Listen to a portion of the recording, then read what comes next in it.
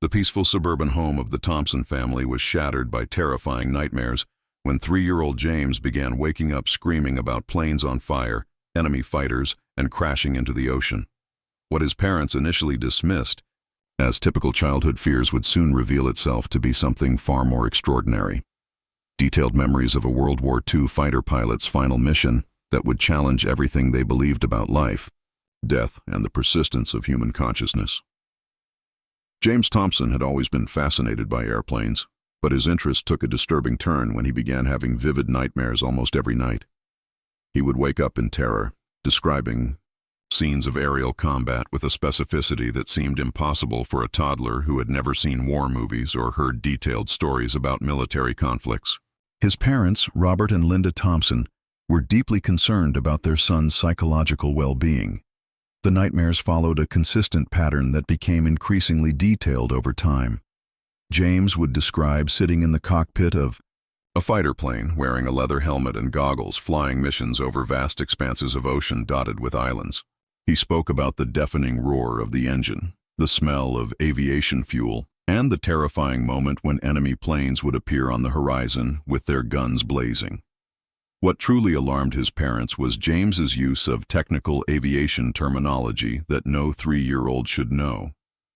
He would mention Zero fighters, Corsairs, and carrier operations with casual familiarity, as if these terms were part of his everyday vocabulary.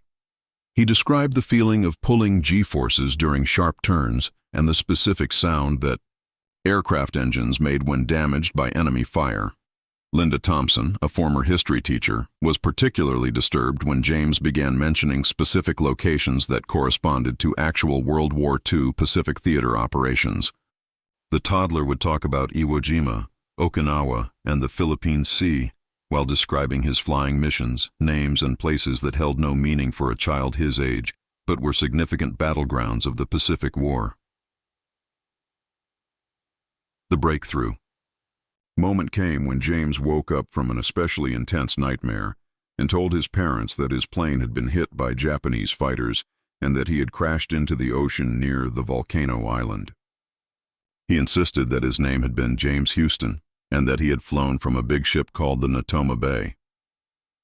Robert decided to research these specific details, expecting to find nothing but hoping to ease his son's fears.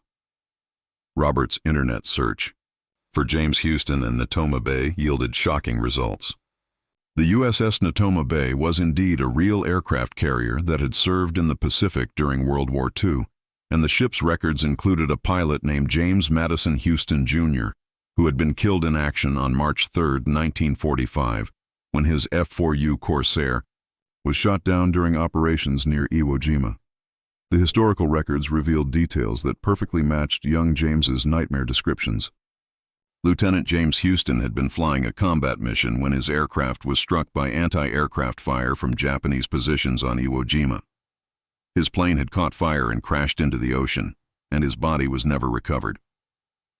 The official, military reports described the incident in language that closely matched the 3-year-old's vivid recollections.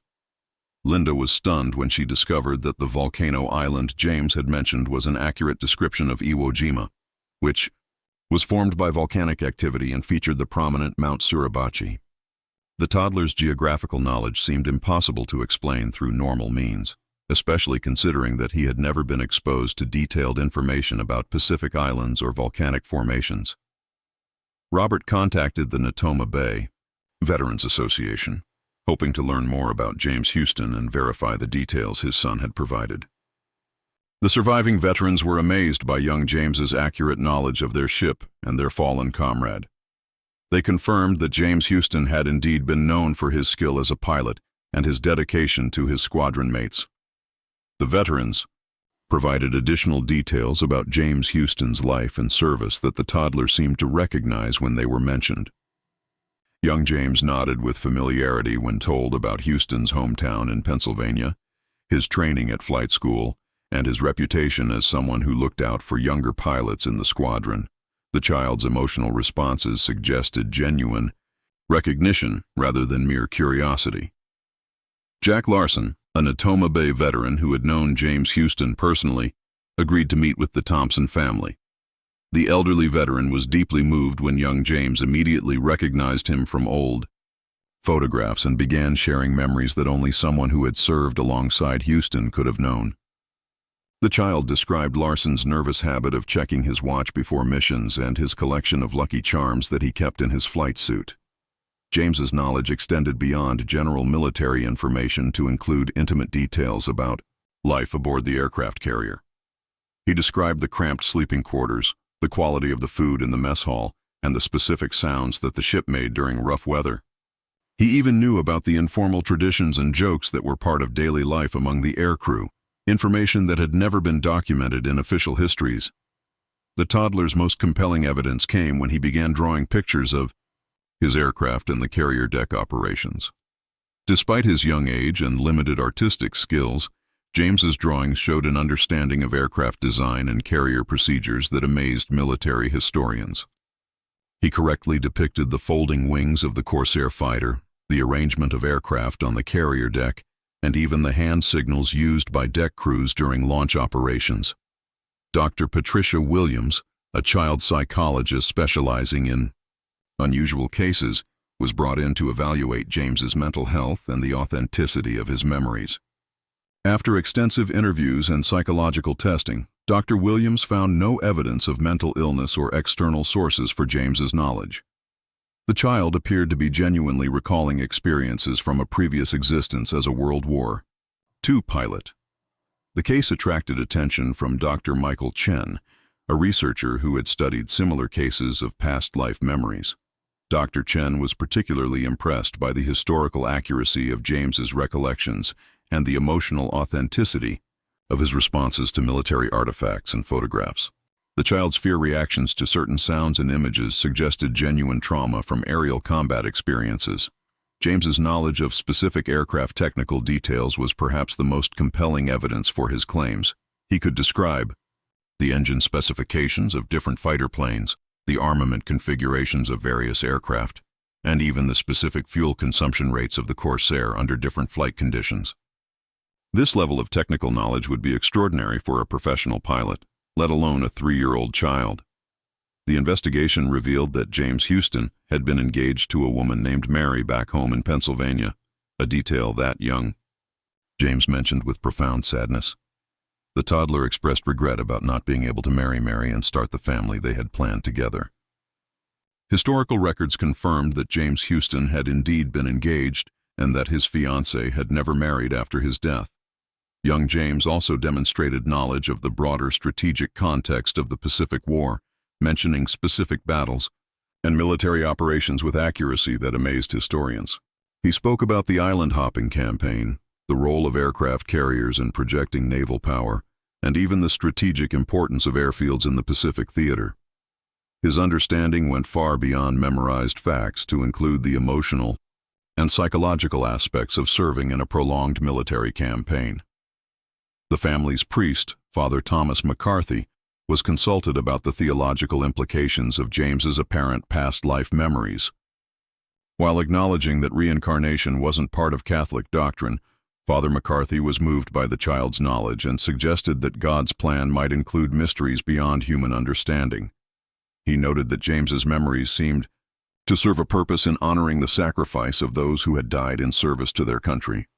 Robert and Linda struggled with the practical implications of raising a child who carried traumatic memories from a previous life as a combat pilot. They worked with child psychologists to help James process his war memories while maintaining his identity as a 3-year-old boy. The challenge was balancing respect for his apparent past life experiences with the need to ensure normal childhood development. The Natoma Bay veterans embraced young James as a connection to their fallen comrade, sharing stories and artifacts that helped validate his memories while providing emotional support for both the child and his family. The elderly veterans found comfort in believing that their friend had somehow returned, bringing with him the memories of their shared service and sacrifice. James's case was documented extensively by researchers studying consciousness and survival after death. Video recordings of his interactions with military artifacts, his drawings of aircraft and carrier operations, and his emotional responses to wartime music and sounds provided compelling evidence for the persistence of memory across lifetimes. The investigation expanded to include other aspects of James Houston's life beyond his military service. Young James demonstrated knowledge of Houston's childhood, his family relationships, and his civilian interests before joining the Navy. He described Houston's love of baseball, his part-time job at a local garage, and his dream of becoming a commercial pilot. After the war, Dr. Chen conducted experiments to test the limits of James's military knowledge, presenting him with photographs of various aircraft, ships, and military personnel from the World War II era. The child's ability to identify specific aircraft types, recognize veterans from old photographs, and provide accurate details about military operations continued to astound researchers and historians. The emotional impact of James's memories on his family was profound and complex. While proud of the heroic service that their son apparently remembered, Robert and Linda also grieved for the trauma he had experienced and the life that had been cut short. They found themselves honoring both their son's current identity and his apparent previous existence as a war hero. James's memories gradually became less vivid as he grew older, following patterns observed in other cases of childhood past life recall. However, his interest in aviation remained strong, and he continued to display an intuitive understanding of aircraft and flight operations that seemed to come from direct experience rather than learned knowledge.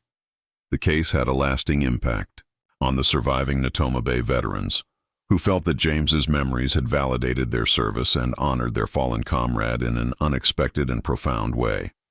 Several veterans changed their own perspectives on death and consciousness as a result of meeting the child who seemed to carry their friend's memories.